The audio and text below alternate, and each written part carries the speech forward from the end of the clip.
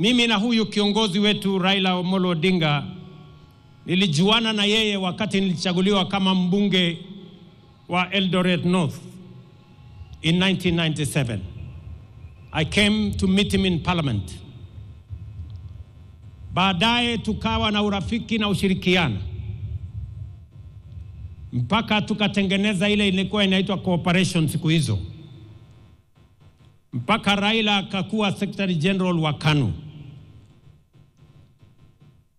Baadaye nikaungana na yeye wakati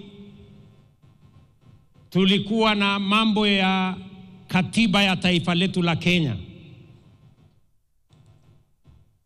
Tukashirikiana katika kutafuta katiba mpya ya Kenya.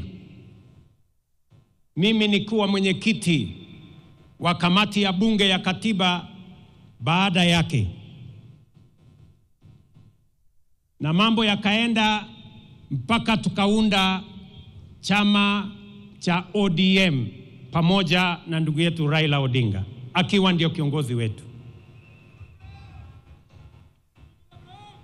Ndio nikashirikiana na yeye na nikajifunza kutoka kwake.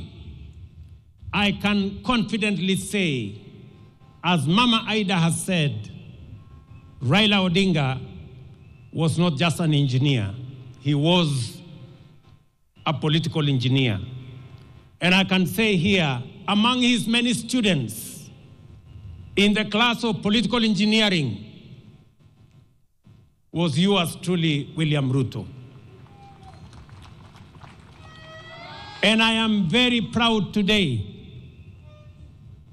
that Raila Amolo Odinga is being rested when one of his own students, a man he has mentored, is today the President of Kenya.